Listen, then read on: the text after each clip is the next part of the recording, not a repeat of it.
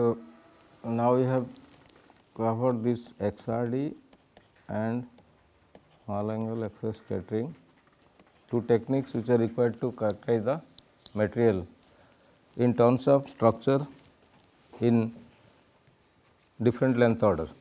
For XRD it is 1 nanometer and for it is 1 to 100 nanometer. Till that we have covered. Then the rest part what we have to cover is preliminary idea about the different X-ray techniques for structure analysis and the limitations of the instrument. So, now the other techniques that we will have to learn at introductory level of course are like this: XPS, X-ray, photo electron spectroscopy, then EDXA, energy dispersive X-ray analysis, then XRF, X-ray fluorescence, then PIXI, particle induced X-ray emission, then XAS, X-ray absorption spectra. Others are there, but I want to cover up to this. Of course, not a detail, but at the introductory level, how it helps us to analyze the structure. So, the structural analysis is with the help of X-ray is classified into two ways. One is scattering and diffraction and the other is spectroscopy. Now, this part is over, we will move to the other part, spectroscopy. So, now coming to the spectroscopy part, let me tell you some introduction. What do you mean by spectra? How many types of spectra that you know, and for what purpose this spectroscopy is used? How many types of spectra are there? Two kinds, atomic and molecular. Molecular refers to compound and this refers to element. So, it is classified in two ways, atomic spectra and molecular spectra, and atomic spectra refers to elemental analysis and molecular spectra refers to compound analysis. But ultimately it gives information at elementary level, atomic level, may it be compound, may it be element, but information is from the elemental level, atomic level. That is why these are the analytical tools for analyzing the structure, what kind of elements are present and how they are relevant with the structure of the material. So, then now you know about the atomic spectra. What do you mean by atomic spectra? For example, hydrogen spectra, all elements are having their own spectra, they are all different. You know about the hydrogen spectra, that is an atomic spectra, right, and it comes from which level? Atomic level, and why it is coming, that also you know, due to transition of electron from higher to lower orbits. Similarly, all elements are having their own spectra, they are all called as the atomic spectra. So, in the periodic table, whatever number of elements are there, every element has its own atomic spectra. So, if you know the spectra, you can tell what element is giving it, what kind of element is involved there. So, and similarly, when there is a compound, then also it involves some, for example, if you take calcium carbonate, it is a compound, but it consisting of calcium atom, carbon atom and oxygen atom. They have their own atomic spectra, right. Calcium is having their own atomic spectra, carbon is having their own atomic spectra, oxygen is also having their own atomic spectra. But when they will combine, spectra is coming from the you can tell energy levels, how the electrons are arranged and at what electronic level they are there after forming the compound. So, when they form the compound, the information about this is obviously the electronic levels are mixed together for calcium, carbon and oxygen. As a result of that, the total energy levels are modified when the compound is formed. It is combination of calcium atomic spectra, carbon atomic spectra and 3 oxygen atomic spectra. Combining together, the levels are distorted and finally give us the molecular spectra for calcium carbonate. So, then like this, if you give the example, atomic spectra are for all elements including hydrogen and all elements, whatever is present there in the periodic table, all are atomic spectra. That refers to only atoms, that is the element. But when you tell about this molecular spectra, then many things comes under that. These are all spectroscopic techniques with reference X-ray, right? All are spectroscopic techniques, neither scattering nor diffraction. Spectroscopy, and similarly that is called as your X-ray spectroscopy, that covers all these techniques for structural analysis. And of course, Raman is one molecular spectra that gives the idea about the molecules involved and what kind of bondings are there, energy levels are modified when they are mixed together. So, these are information that we are collecting from this Raman, X-ray, UV, IR, these are all different spectra, all are spectroscopic techniques. So, Raman we will not cover, UV not, IR not, but they are all spectroscopic techniques to give the information at the atomic level. May it be UV, IR, this IR refers to your FTIR, UV is again near UV and far UV, then Raman, then X-ray spectra only will cover, which are these things. And you know the origin of X-ray spectra, that is the characteristic and the continuous together. When you are telling about the X-ray spectra, then obviously it explains the pattern like this. At a particular voltage, let us say 40 kV, and this is the intensity and this is the wavelength, and these are the peaks corresponding to characteristic and rest are continuous. These are characteristic peaks, right, that you know in X-ray spectra. Origin, right, origin means atomic level origin, and that is the characteristic and continuous, both are there together. And hence, when X-ray is coming from a source or the generator, it includes both characteristic as well as continuous together. The whole spectra is coming. But depending on our requirement, we have to select if monochromatic, then filter out the rest, take only one, right. If you need monochromatic X-ray, filter out the rest, take only one, then you will get only monochromatic radiation. But again, if the filtration is not proper, then there may be fine lines like K alpha 1, K alpha 2, K beta, K line. This K peak, if you tell it is copper K alpha line, then again it is having different components like K alpha 1, K alpha 2, K beta 1, K beta 2 due to different transitions, but all are referring to the first orbit. That is why it is K series. But that K series is represented here only by a line or peak, but that peak is again consisting of many fine lines, and those fine lines are alpha 1, alpha 2, beta 1, beta 2, etc. right. So, when you need a perfect monochromatic source, then you have to eliminate them out also, right. Suppose there are K alpha 1, alpha 2, beta 1, beta 2, these are all there, but if you need only monochromatic, then you select only one wavelength, discard all others, then only you will get the monochromatic single wavelength, right. So, then now after getting the radiation, now out of this X-ray spectra which are originated, this is due to transition of electron from higher to lower orbit, and these are the continuous are due to the deceleration of the electron when it passes through the electron cloud of an atom. So, continuous as well as characteristic are the X-ray spectra, and now we will take the help of that spectra to analyze the structure, how it is helpful to get the structure of an element or compound. So, then now coming to first let us say XPS, X-ray photoelectron spectroscopy. First, why it is called so? Because you know about the photoelectric effect, right. What does it mean? What is photoelectric effect?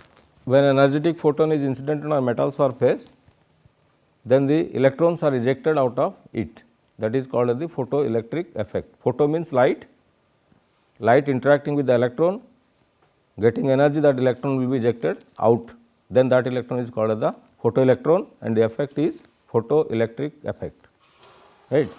So, when there is a metal surface, photon is coming and interacting, then the electrons are going out. That effect is called as the photoelectric effect. These are photons, then these are the electrons, right. So, depending on the intensity, flux, it will control the number of electrons, and the photoelectric current is depending on that these factors. Intensity, the stopping potential, everything is controlled by the energy of the photon which is irradiating the metal surface. Then not only the photon number, but also intensity, but also the applied voltage between cathode and anode. How photoelectric current can change, it depends on various factors, but photoelectric current can be calculated depending on mostly intensity and frequency. That is why there is a threshold frequency, minimum frequency of the photon. Without that, electron cannot be ejected depending on its work function. So, then now knowing all these things, now if you take this photon is X-ray photon, then that is X-ray photoelectron effect, right. Photon is general, any light, but when that light is consisting of X-ray photons, then that effect is called as X-ray photoelectric effect. So, then what will happen if you are taking X-ray photons which is interacting with a material? What will happen? When X-ray photon is bombarding with a material, not necessarily metal, like photoelectric effect, it can interact with any material, may it be metal, non-metal, does not matter, but when it will interact with the material, then what will happen there? This material may consisting of, this is an X-ray photon now, then this material is consisting of different kinds of compounds. If it is a compound, if the material is a compound, may it be any kind of material, metal, non-metal, but it is a compound consisting of many atoms in it. Then you have to know what is that compound and what are the elements constituting that compound, which element is giving that kind of compound. Then suppose for example, let us say as I told you calcium carbonate example, then calcium atoms are there, carbon atoms are there, and oxygen atoms are there, right. 3 different kinds of atoms are involved in that material if it is calcium carbonate. Then now this calcium is having its atomic structure, carbon is having its own atomic structure, oxygen is having its own atomic structure, and they are all different so far as the energy levels are concerned, right. The atomic structure of calcium is never matching with carbon nor oxygen. So, if the structure is different, then for what reason you are telling they are different? Because you are taking a calcium, hence the electron cloud is there around it. If it is calcium and then it is carbon, then another is let us say oxygen. I am showing as orbital, actually orbit, but really the thing is that they are orbitals. So, these are the 3 different kinds of atoms, one is calcium, second is carbon, third is oxygen, right. Then now what happens in case of calcium there are innermost electrons, in case of carbon there are also innermost electrons, in case of oxygen also there are innermost electrons, means they are in K cell, each is having K cell electrons, similarly L cell electrons, and also if necessary it may go to M and other cells depending on the arrangement or electronic configuration of each atom. And they are different because the K cell binding energy of calcium, binding energy means how tightly the electron is bound with the nucleus, that is the binding energy of the K electron. Similarly, L electron, M electron, they are binding with different kinds of energy which is called as the binding energy. So, K cell electron of calcium is never same as carbon, never same as oxygen, they are all different, that is why they are different atomic structure. So, when they are different, suppose for example, an X-ray photon comes and interact with that compound, right. The X-ray photon is coming and interacting with calcium carbonate, not calcium individually, not oxygen individually, not carbon individually. So, all the atoms are being influenced by that photon, right, because one electron is not coming, one photon, many photons are coming together and they are interacting with different kinds of atoms involved in the material. Then, so now what will happen depending on its energy, let us say the photon is having energy EP, photon energy. So, what will happen, let us say it will come and interact with the electron, either this K cell or L cell does not matter, but it will interact with the electron in the different cells. So, when they will interact, what will happen? If it is having sufficient energy, then it will eject out, right. If it is more than the binding energy means what? It is that energy when supplied, then the electron will be free, right. When the electron will be free, then it will go out. So, if this photon energy is EP is greater than the binding energy of K cell electrons, then the electron will eject out of the atom. So, when it will eject out, then obviously you are getting the electron that comes from which atom? Calcium. Similarly, from carbon, similarly from oxygen. All elements will emit the electrons, but those electrons emitted are not having same energy, right. The reason is clear now. Why not? Because binding energy of different atoms are different. Binding energy of different atoms are different. So, by supplying the same energetic photons, X-ray photons, the electron they are ejected out of different elements can never be same. They must be different. Because general relation, if you think energy of the photon, let us say you will take EP, then EP will be equal to how much? Kinetic energy of the electron ejected out, with some energy it will go out, and this kinetic energy again depends on the binding energy. Of course, how much kinetic energy the electron will be ejected out depends on the binding energy of that electron, and of course, that is again refers to the work function that you know in photoelectric effect, right. Work function of that element combining together compound or molecule, right. So, these are the equation controls this emission of photoelectrons when X-ray photon is interacting with the material, right. So, now if you will collect these electrons by an electron detector, then you will get the energy of those electrons, you can measure it. If you measure this electron coming from carbon, coming from calcium, coming from oxygen, they have same energy or different energy? Different energy, because their binding energy is different, right. So, if you will collect them, then the energy for different electrons will go like this, right. If there are 3 elements, 3 peaks you will get, right, and that will tell you not only the binding energy, this peak is responsible for what? How will you get that peak and why it is different from one to another? If there are 3 different kinds of elements, then what will happen to this plot? This is your intensity, right. This is the intensity. Then why you are getting 3 peaks if it is having 3 elements, and this is nothing but the binding energy this side. So, if you plot a graph between intensity and binding energy, and there are 3 different kinds of elements present there in the compound or material, then you are getting 3 peaks. But why there are 3 peaks? Because binding energy of different elements are different, right. Binding energy of different elements are different. So, that will tell you what kind of element this is, what kind of element this is, what kind of element this is, depending on the binding energy that you know. Binding energy of electrons are known to us. I am telling let it be for K, similarly for L series, for M series, other series are there. I am only explaining for K, if the electron is coming from the kth orbit, right, then you are getting 3 peaks, but one is for carbon, calcium, oxygen, 3 different peaks depending on their binding energy, right.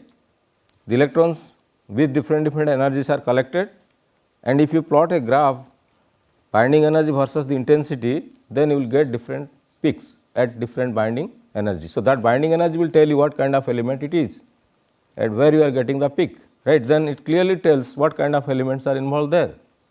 That plot will tell you what kind of elements are involved there, whether it is carbon, calcium, oxygen or any other element, whatever it may be. If there are 1000 elements also, you will get 1000 peaks corresponding to binding energy. So, all the elements are then detected from that kind of spectra. This is a spectra, X-ray photoelectron spectra, and that is between intensity and the binding energy, right. So, then now the question is why intensity here is more, it is less here, it is less here. You will get a peak no doubt, but why the intensities are different? What does it mean? When the intensity will more and when it is less? You know the relation for intensity, that depends on the number of electrons. How many number of electrons are ejected from carbon, from calcium, from oxygen? That will decide the height of the peaks, right. So, accordingly you can tell which element is emitting more photoelectrons in comparison to the others. If I will tell this is carbon, that means carbon is emitting more number of electrons in comparison to oxygen and calcium. Similarly, if it is calcium, calcium is emitting more electrons, number of electrons in comparison to carbon and oxygen. So, the peak height will tell you which element is ejecting more number of electrons, because number of electrons is responsible for intensity, that is measured generally in counts. Electron detector, right, that is an electron detector, it will detect the electron energy. Electron means energy, right. So, that intensity is replicating two ideas, one is which element corresponding to which binding energy, and also how many number of electrons are ejected from that atom, right. So, this count depend on two factors. First is the binding energy, that will tell you what kind of element it is, and second, how many number of photoelectrons are emitted from that element. So, knowing this plot, you can have an idea what kind of elements are involved in that material or the compound. These are the way by which the elements are detected in a compound also. If it is element, it is very easy, you will get single peak, but if it is a compound, depending on the number of elements present there, you will get that much number of, and not only that, simultaneously it will also tell you the idea about the percentage of each element present in the compound. Percentage, intensity will give you the idea about the percentage, because why you are telling more number of electrons are coming here? Because more elements are present, that kind of more atoms are present. So, obviously it will go for more number of electron emission. So, that intensity ratio will give you the idea about the percentage of each element present in that compound. So, these are all structural informations. If there is a compound, what kind of elements are involved there, and percentage of each element is how much, right. So, if you know this, then you can construct your compound, what type of compound you are dealing. The unknown compound can be now detected by analyzing this spectra, and this spectra is called as the X-ray photoelectron spectroscopy. This is spectra, the subject is called as X-ray photoelectron spectroscopy, right. So, in X-ray photoelectron spectroscopy, the requirement is first X-ray photon, then your sample, and then there is a detector, electron detector, right, because it will detect the electrons with different energy, and that again depends on the resolution of this electron detector. If it is not that much sensitive, it may not separate the peaks, right. If the resolution is not good for this detector, then these peaks cannot be separated out. So, it should have a good resolution to distinguish all energy associated with different electrons. So, then now the question is what kind of materials you can analyze with the help of this? Can it be for all, or there are some limitations, right. Whenever you are thinking about any instrumentation, you should have to look after the application and limitation, both are equally important. You should have to know the limitation of the instrument, what can be done by that, we cannot exceed the limitation, and for what purpose it is used, right. The X-ray photons, you know the X-ray spectra, yes, in the electromagnetic radiation, you know the range and hence the energy, right. Energy is well known. If you are using an X-ray photon, how much energy you are using, that you can know, right. Suppose you are using copper K alpha line, then its energy is known or not? Obviously known.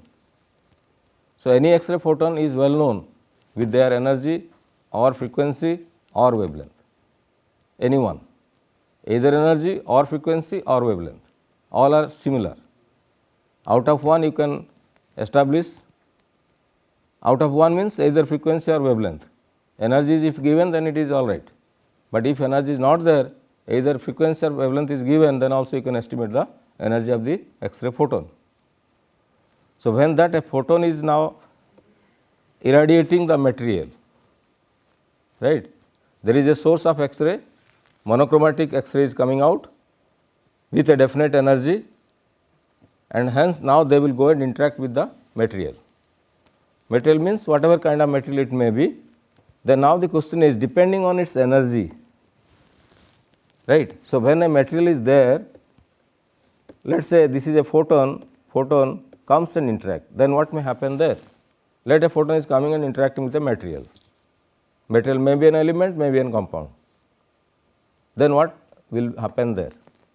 What phenomena are associated with that kind of interaction? What may happen there? There are three possible ways. One is the reflection, second is the absorption, and third is the transmission. No other way out, right. So, the total energy of the photon is dissipated in three different ways, partly by reflection, partly by absorption, partly by transmission, right. And then again this reflection refers to different phenomena, absorption refers to different phenomena, transmission refers to different phenomena. But broadly you can classify them into three categories: reflection, absorption, transmission. And all these coefficients, reflection coefficient, absorption coefficient, transmission coefficients, are properties of the material. What kind of material you are using, right? All the properties of the material. So, if you take calcium carbonate, whatever reflection coefficient you will get, you will never get for some other compound. It must differ, right, because that depends on the material property, what kind of material you are using. So, the reflection coefficient is different, absorption coefficient is different, transmission coefficient is different. They are all different by property of the material, what kind of material you are taking as the sample. So, knowing these three, transmission, absorption and reflection, you can identify what kind of element you are dealing. May it be by absorption, may it be transmission, may it be by reflection, but all gives the similar information, right.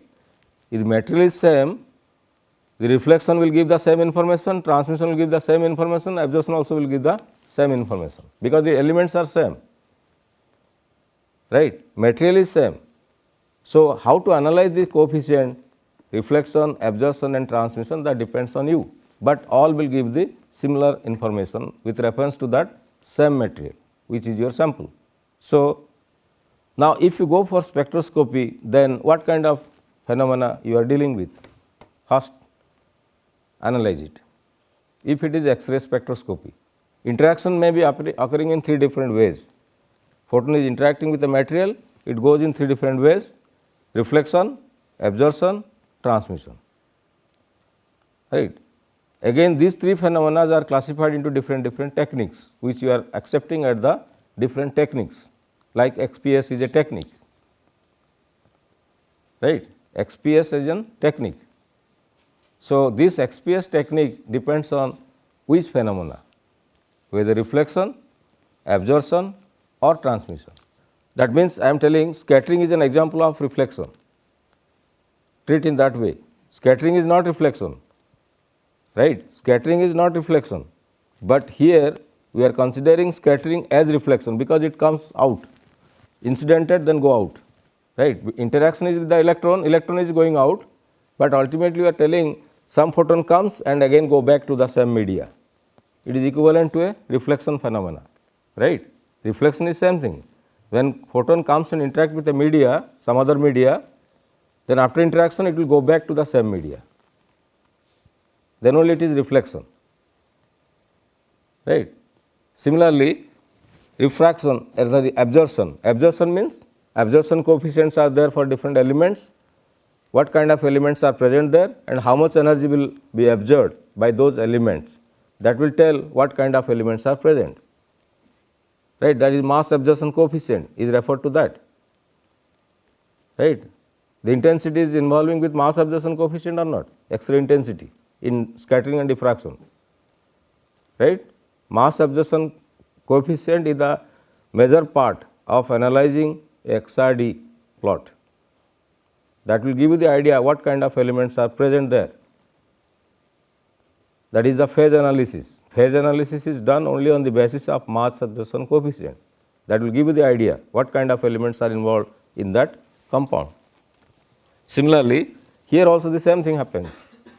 How much amount of photon energy will be absorbed by different elements is depending on the absorption coefficient of that material with which the X-ray photon is interacting.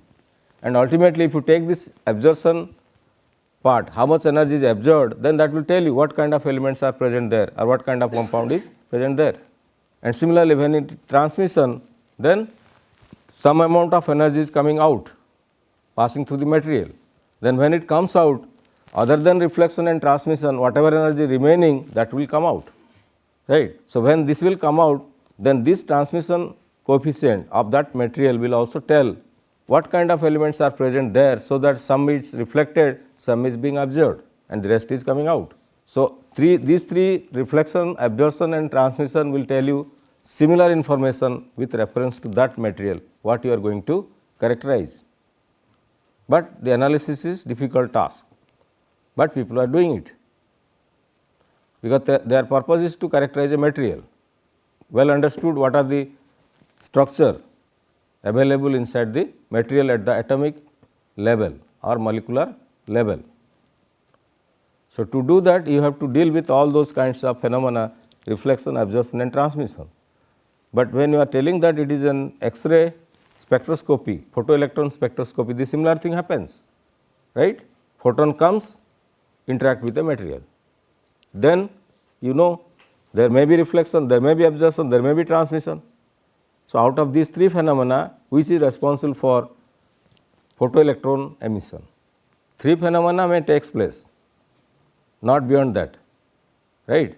All three, if reflection coefficient is 0, you may tell that there is no reflection, right. If transmission coefficient is 0, then there will be no transmission. If absorption coefficient is 0, then only you can tell there is no absorption, otherwise all are there, right. Suppose the reflection coefficient of the material is 0, then what will happen? No reflection. It may happen some materials are there which are having reflection coefficient 0, then there will not be any reflection. Similarly, the absorption coefficient may be 0, no photon energy will be absorbed. That means the absorption coefficient of that material is 0. Similarly, when the transmission coefficient is 0 also, there is no transmission, because the reflection plus absorption plus transmission is all the time equal to 1. Total energy is same. Whatever, if you take the photon energy is 1, then it is divided into 3 parts, but total must be 1 only. Conservation law of energy. That is the conservation law of energy. Total energy is conserved, maybe in different ways: reflection, transmission and polarization. The total energy reflected, total energy absorbed, total energy transmitted must be equal to the same energy whatever is incidented. That is why this coefficient sum is 1. This is not energy coefficient, right. It follows the same conservation law of energy. Total energy can never be created, cannot be destroyed. Total energy all the time remains constant. So, the coefficient sum must be equal to 1. So, if you know the reflection energy, absorption energy, then you can tell what is the transmission energy. If you know these two, you can find out this one. If you know these two, then you can find out this one. So, like that you can find out how much amount of energy is being utilized for different process: reflection, absorption and transmission. So, obviously, these are all the properties of the material which you are going to characterize by spectroscopic techniques. So, then now if this X-ray photon is going and interacting with a material, you do not know what are the material, this is the material or the sample, then what will happen? What you are expecting to come out? An X-ray photon is going and interacting with the material, may it be an element or compound, does not matter, but what you are expecting? What will happen there? You think about these three phenomena. either 1 or 2 or 3 together, right, cannot be beyond that. Either reflection or absorption or transmission, any 2, any 3, all are the possibilities or probabilities, because these are all quantum phenomena, they are not classical. So, think in that way. How many types of quantum phenomena are associated when a photon is interacting with a material? Because once you are telling photon, obviously it is quantum, no classical, right. So, when it is photon interacting with a material, the phenomena are all quantum phenomena, not classical phenomena. But again, those quantum phenomena refers to reflection, transmission and absorption.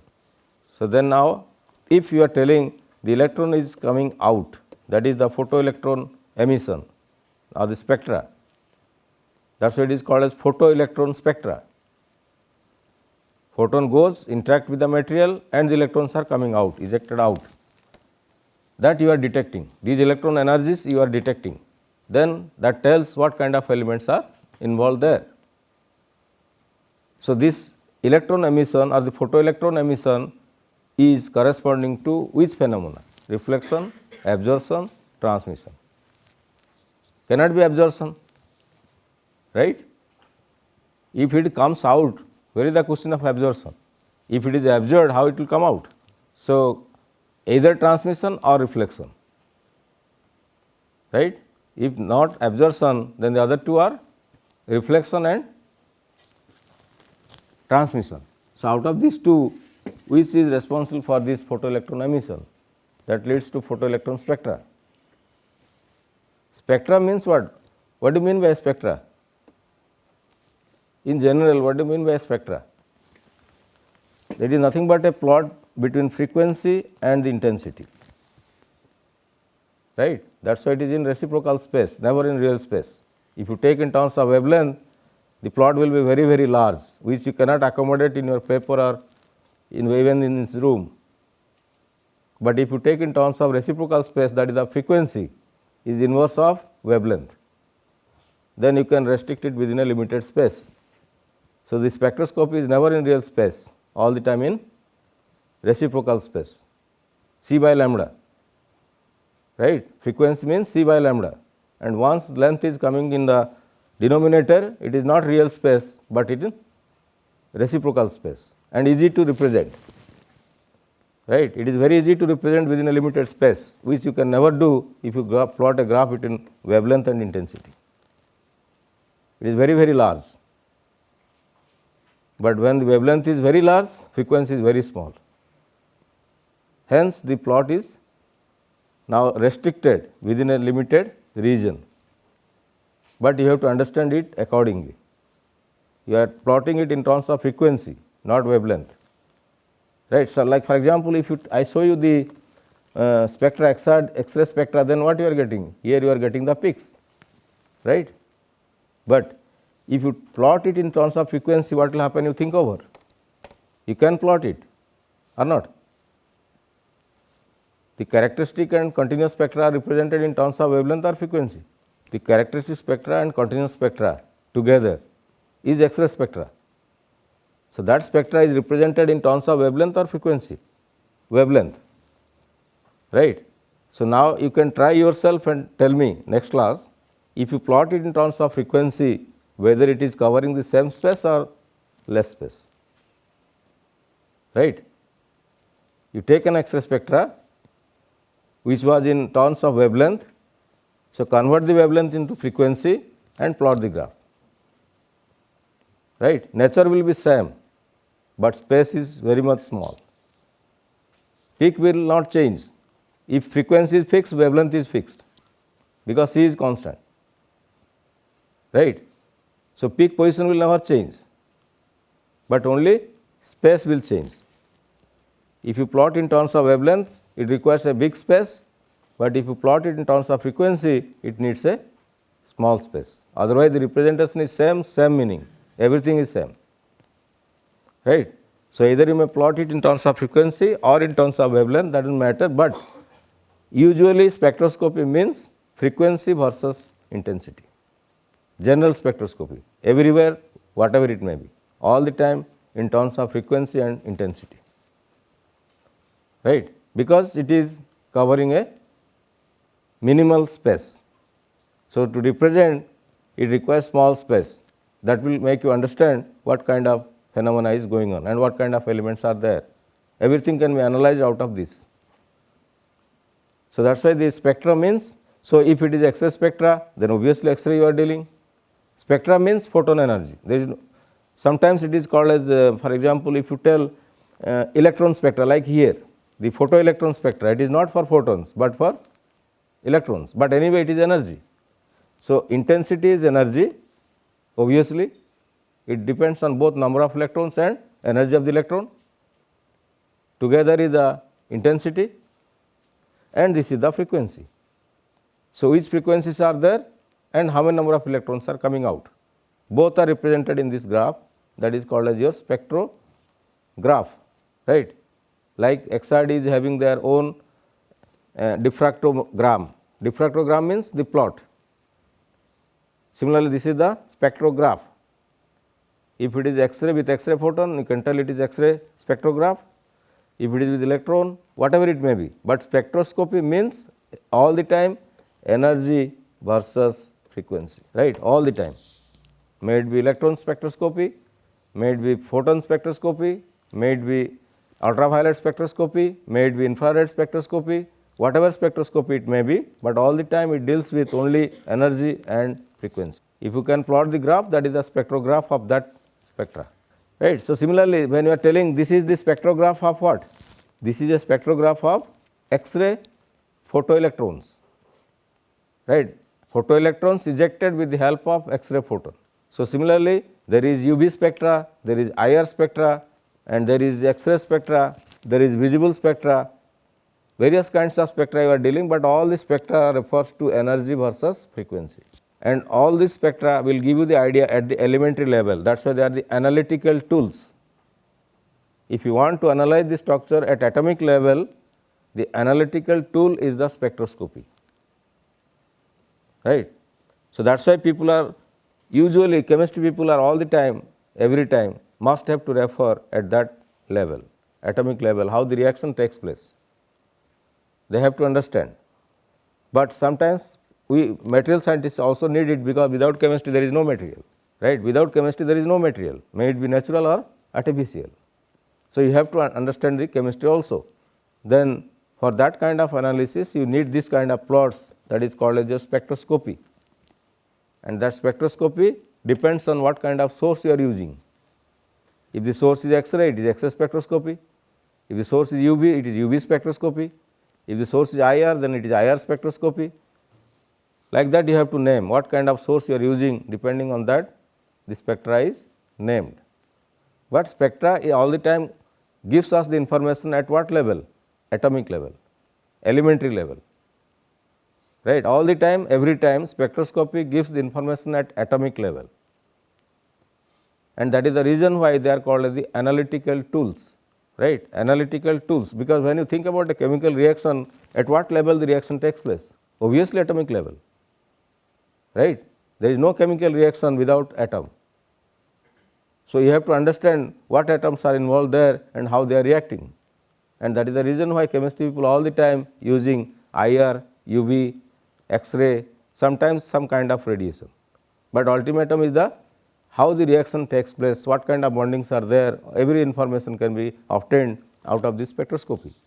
But material scientists are also doing the same thing, because without understanding the chemistry you cannot understand the material. What kind of material is there, what kind of phases are there, what kind of bonds are there, everything is required. And therefore, material scientists all the time uses spectroscopy also. So, now now when you are telling this is photoelectrons are emitted, then what kind of phenomena, whether it is reflection or transmission, there is no absorption, it is never a absorption phenomena. But what kind of phenomena it is then? Out of two, transmission and reflection, which is more appropriate? You see, simply photon comes and electron goes out into the same space or different space? Same space. It comes in this direction, return back, right. These photoelectrons, whatever is ejected out, are coming to the same direction or different direction. If it is same, you can tell it is transmission, right. If it is same direction, then you can tell it is transmitted. but when it is not transmitted, the other one is only reflection. But really it is not reflection, it is photoelectron emission, right. So, do not take it like, for example, you are telling X-ray diffraction and X-ray reflection, are they same? No, but they follow the same law, right. They follow the same law. Bragg's law of reflection, sometimes people are telling Bragg's law of reflection, because reflection laws are valid, that is why, right. Laws of reflection are valid there also, that is why people are telling it is Bragg's reflection, but really it is never reflection, it is all the time diffraction. Similarly, you can tell it is not reflection, but similar to reflection phenomena, right. If you categorize everything into three, reflection, transmission and absorption, then you have to understand what kind of reflection it is and what it means for, and that is the photoelectron emission, right. These electrons emitted are detected by the electron counter attached here, and you will measure the energy of those electrons to plot the graph. So, the main problem is that, so whether it is a surface study or in-depth study, XPS. You understand what do you mean by in-depth study and surface study, like scanning electron microscope, transmission electron microscope. SEM will never give you in-depth study, only surface. What is there on the surface? That is why it is called a scanning electron microscope. It will scan the surface. What are there on the surface you can know, but when it is TEM, what is there inside, right. If you do TEM, then what is there inside you can collect the information, but from SEM you can never tell what is there inside. In-depth characterization is not possible by SEM, but can be done by TEM, right. So, similarly, when you are telling this photoelectron emission, it is surface study or in-depth study. How will you decide and who will decide? You know that photon is coming, interacting with the material, but where it is interacting, whether it goes inside or on the surface only, because that depends on what?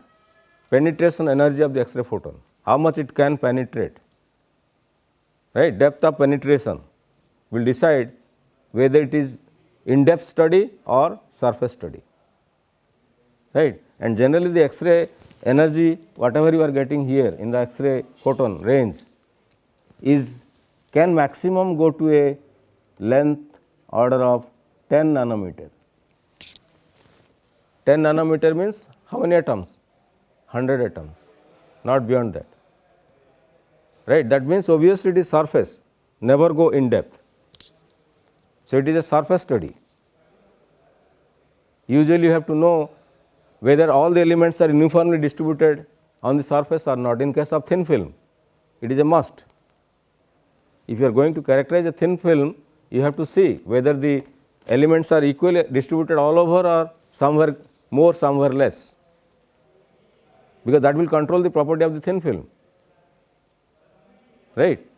So, this study is never a in-depth study, rather it will study only the surface up to a depth of 10 nanometer maximum, 10 nanometer, right. 10 nanometer means how many atoms are there? If you take atomic layers, how many atoms will be there? 1 nanometer is 10 atoms. So, if 10 nanometer, then 100 atoms, but your material is having thickness of sometimes millimeter, right, thickness of millimeter, then imagine how many rest materials are remaining and how will you characterize those elements. So, XPS is never a technique for in-depth study, rather the surface study, what kind of chemical reactions are going on, what kind of materials are there, whether they are uniformly distributed all over the material or not, that you can know. So, the elemental analysis only at the surface up to a depth of 10 nanometer, that is the limitation. So, XPS can never give you the idea in depth, that is the limitation. Okay, then next class we will do these things.